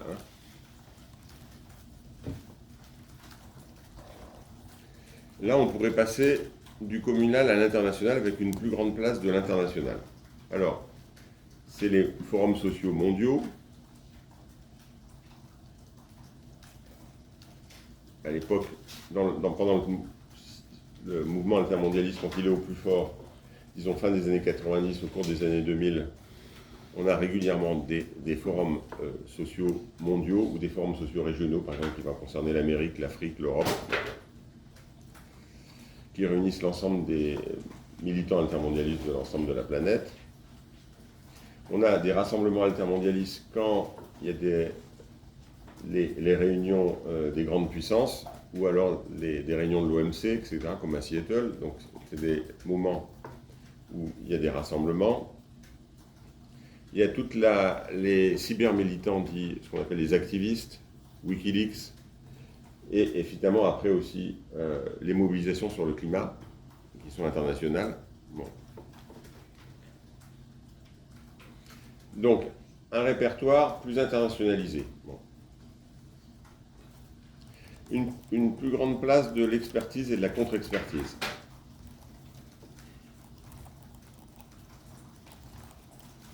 C'est-à-dire que les gens qui se mobilisent se dotent aussi en forme de contre-expertise par rapport à l'expertise des expertises étatiques ou patronales. Donc, dans l'association altermondialiste ATTAC, il y a un conseil scientifique, par exemple. On a quelque chose qui s'appelle la Fondation Copernic, qui produit des expertises sur les différents domaines en France, sur la retraite, sur la santé, à chaque fois avec des diagnostics différents sur ce qui sont les diagnostics, disons, des gouvernements, et puis des solutions alternatives.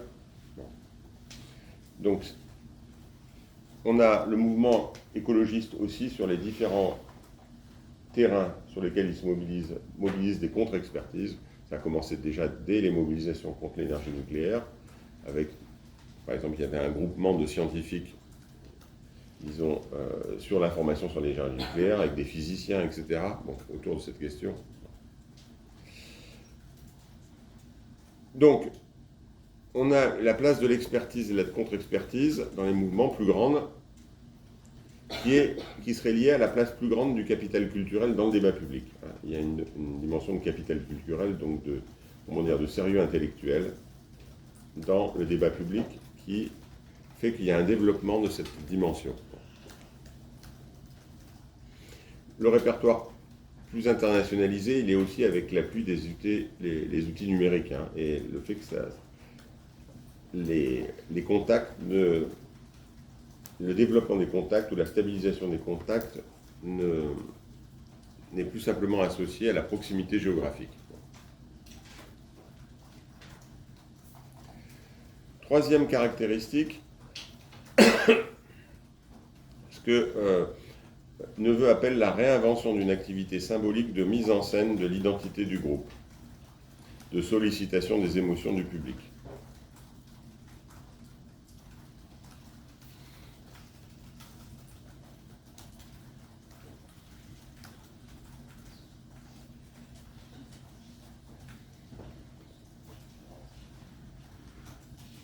Par exemple, c'est dans les mobilisations contre le sida, c'est ce qu'ils appellent la réinvention d'une activité symbolique de mise en scène de l'identité du groupe, de sollicitation des émotions du public.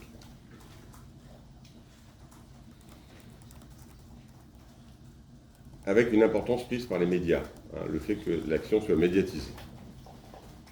Donc, pour les mobilisations sur le sida, ACT UP, c'est les die-in, donc les gens qui simulent la mort qu'il y a dans une rue, par exemple.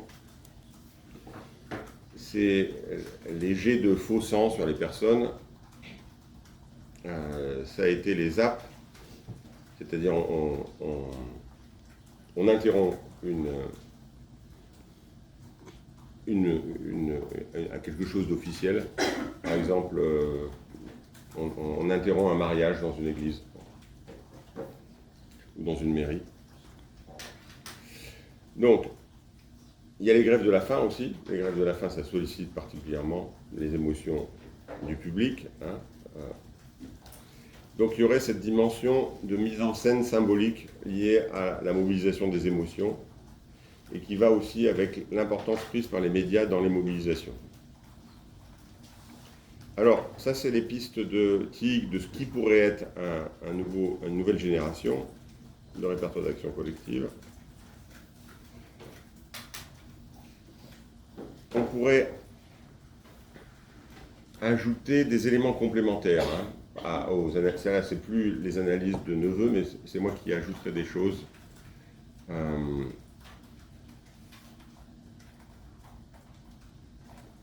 On pourrait ajouter la place prise par l'individualité, le corps de personnes singulières ou une présence personnalisée.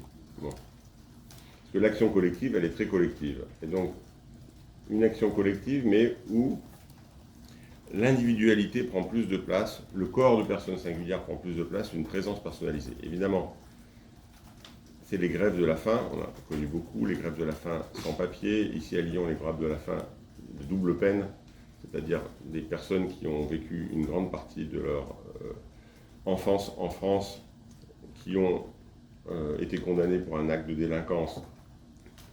Et une fois qu'ils ont fait la prison, ils sont renvoyés sur ce qui est supposé être chez eux, mais qu'ils ne connaissent pas. Bon, c'est ce qu'on appelle la double peine. Donc il y a eu beaucoup de grèves de la faim. À Lyon, sur ce plan, il y a eu un documentaire d'ailleurs du cinéaste Bertrand Tavernier sur une des grèves de la faim.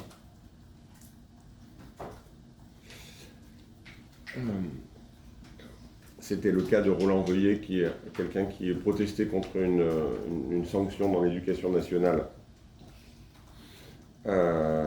pour fait de grève, un conseiller principal d'orientation, d'éducation, je veux dire, en CPE, qui avait été muté à Lyon. Donc il a fait plusieurs grèves de la faim, il a fait des marathons de plusieurs milliers de kilomètres. À un moment, je crois qu'il a tourné pendant 2 semaines autour du ministère de l'Éducation nationale en courant, à Paris.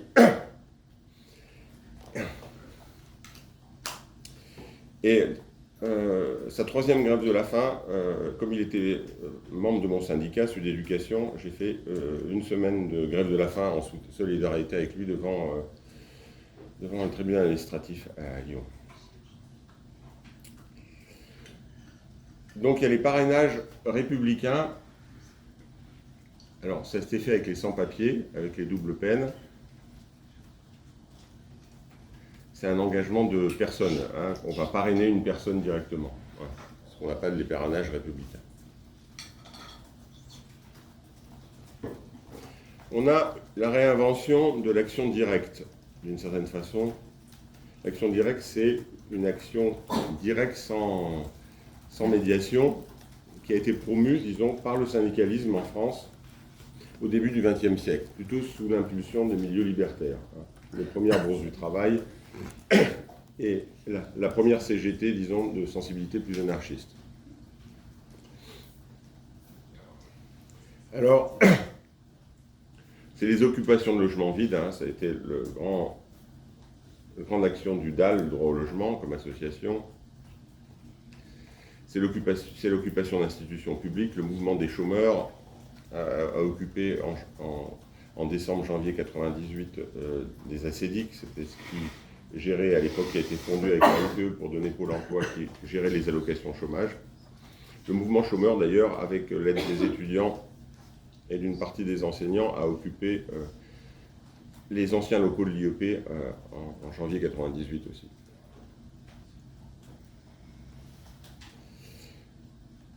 Donc on l'a vu aussi avec les actions d'ACT UP, hein, les die-in, les jets de sang, les apps, bon. Les diverses formes de désobéissance civile. Dans le réseau d'éducation sans frontières, RESF, c'est un réseau qui était constitué pour protéger les enfants scolarisés d'étrangers en situation irrégulière. Et donc, on intervient directement sur des expulsions, éventuellement d'enfants, voire on cache des enfants bon, à la police ou à la justice.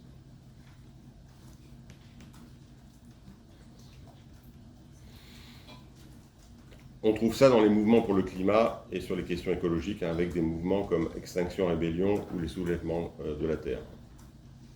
Donc, on aurait possibilité d'une réinvention, disons, de l'action directe. Alors, ça peut se combiner. Moi, j'ai eu un exemple. En octobre 2022, je suis invité à un colloque international de sociologie à Tunis.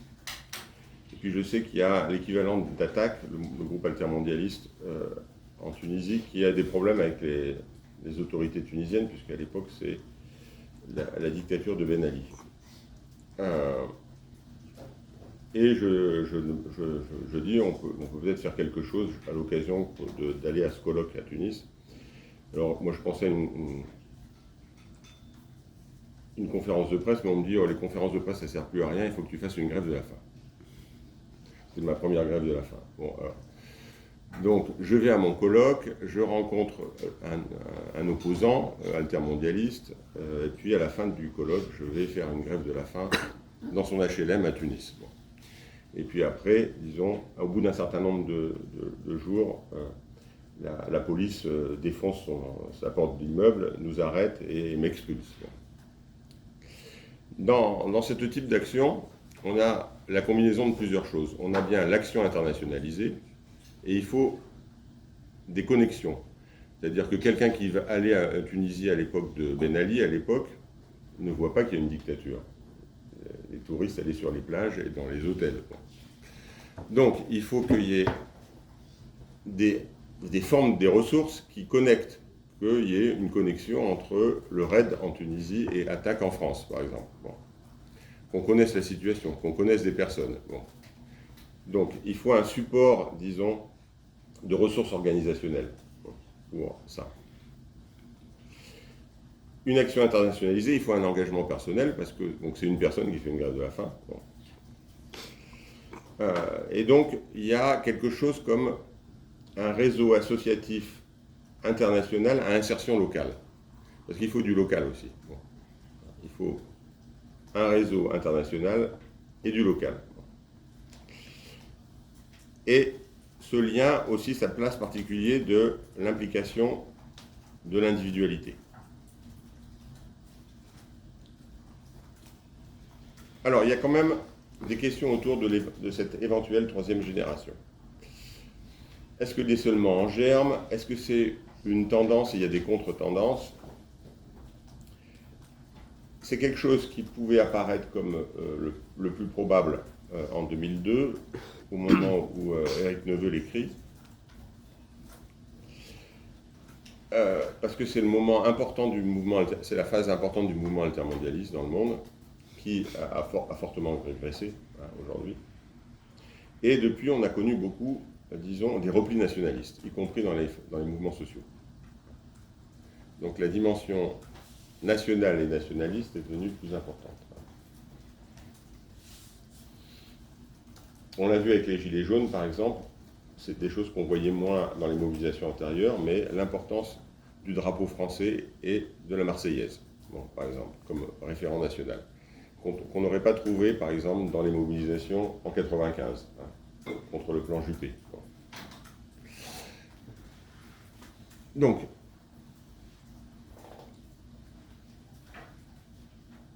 Donc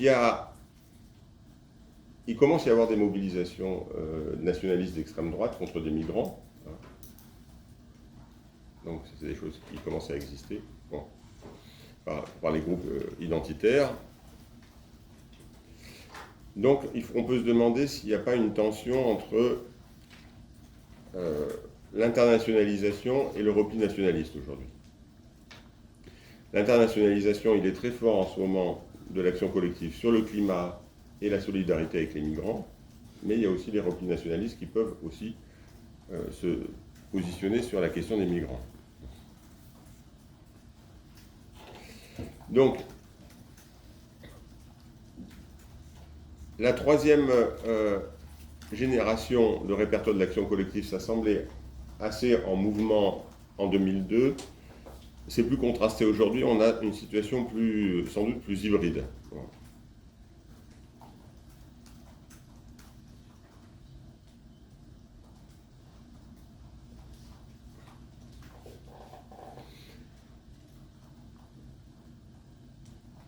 Alors, en conclusion, quelques éléments par rapport à ce qu'on a vu de ce courant de la mobilisation des ressources.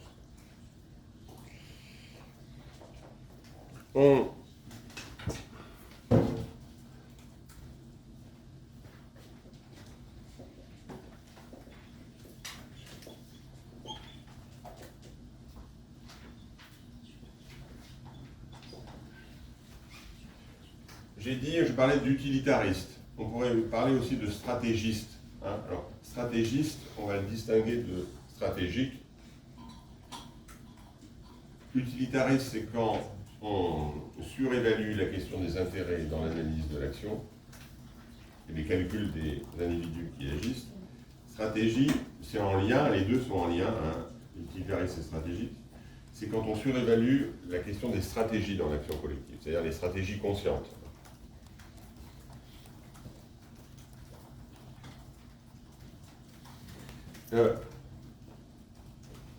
C'est quand même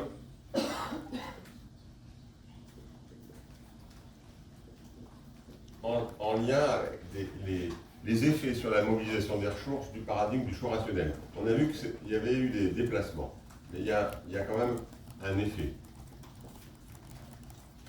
Et ça peut rencontrer aussi ce que je vais appeler un ethnocentrisme militant.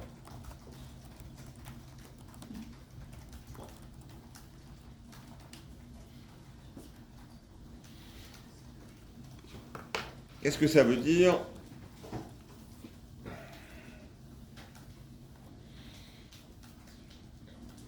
Donc, dans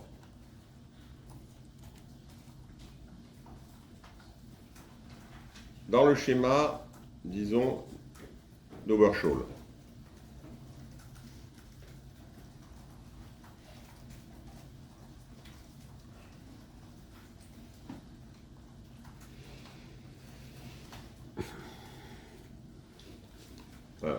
et de la mobilisation des ressources. Il y a cette importance des analogies économiques, tiré d'Olson, on a vu. Une entreprise de protestation qui va rassembler des moyens, des ressources, en vue de fins rationnelles des stratégies au sein d'un marché d'intérêts qui sont mobilisés en concurrence. Dans cette façon de voir les choses, en voyant les organisations comme des entreprises, l'importance des stratégies, des intérêts sur un marché, la concurrence, on a tout un ensemble d'analogies économiques qui vont tendre à surévaluer la part calculée de l'action collective. La part calculée, consciente, volontaire, avec des visées.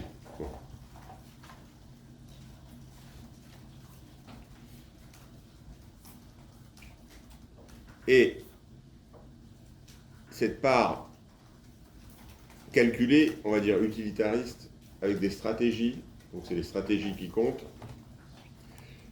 elles ont tendance à surévaluer donc la part consciente de l'action collective et à mettre de côté la part non conscientes et aussi les dimensions émotionnelles, disons affectives, qui sont mobilisées dans l'action collective. Est-ce qu'il y a un poids de la rationalisation? Or, dans les mobilisations collectives, dans des grèves, dans des occupations, dans des manifestations, il y a des composantes émotionnelles fortes qui jouent un rôle dans la dynamique ou pas des mobilisations. Et ça ne relève pas simplement de choix conscients, programmés, avec une stratégie, hein, avec des leaders qui orientent vers sa stratégie, etc. Bon. Donc ça aplatit un peu, disons, cette perspective, les dimensions non conscientes et émotionnelles de l'action collective autour, disons, de penchants utilitaristes et stratégistes. Et ça fait converger une tendance savante du côté académique et une tendance militante. La tendance savante, c'est que même si ça s'est déplacé par rapport au paradigme du choix rationnel, il y en reste des traces. Et la tendance militante, c'est ce qu'on peut appeler un ethnocentrisme militant. Un ethno, c'est groupe humain. Centrisme, c'est centré sur les critères, les évidences de son propre groupe. Bon, c'est ça l'ethnocentrisme. Par exemple, l'ethnocentrisme entre civilisations, c'est de considérer que mon groupe, c'est la civilisation, les autres, c'est les barbares. Ça, c'est classique dans l'analyse de l'anthropologie. Mais il y a aussi un ethnocentrisme de classe. On va considérer que c'est les critères de mon groupe qui donnent la forme du vrai groupe authentique. Bon. Et le racisme de classe, c'est par exemple de considérer que c'est classique dans la littérature, ou même dans l'usage de l'humour, c'est de considérer les paysans, les ouvriers, comme des ploucs, pas vraiment humains, bas de plafond, comme on dit, et qui ne sont pas vraiment entrés dans la culture. Si on reprend la notion d'ethnocentrisme prise à Claude Lévi-Strauss, c'est l'idée qu'ils ne sont pas rentrés vraiment dans la culture, ils sont encore dans la nature. D'où les caricatures, disons, des milieux populaires, les bidochons, les déchiens, les beaufs, etc. Il y a toujours une forme d'animalisation. Donc, il y aurait aussi un ethnocentrisme militant. C'est-à-dire que les groupes militants sont des groupes qui sont organisés en vue de fins et ont tendance à surévaluer la part stratégique, consciente, calculée de l'action collective. Puisque une de leurs fonctions, c'est d'organiser l'action collective. Alors ça ne marche pas toujours, des fois ça marche, des fois ça ne marche pas. Les groupes militants ne savent pas forcément pourquoi ça marche ou pourquoi ça ne marche pas, dans certains cas, parce qu'ils font à peu près la même chose et dans certaines situations ça va fonctionner, dans d'autres situations ça ne va pas fonctionner. Bon. Mais il y a une tendance, disons, d'ethnocentrisme militant à se représenter l'action principalement sur un mode conscient et volontaire. Et donc, ces deux tendances, la tendance académique, le choix rationnel, et la tendance militante, ethnocentrisme militant, vont converger pour surestimer la part consciente, volontaire de l'action, au détriment de la part non consciente, non intentionnelle, émotionnelle de l'action.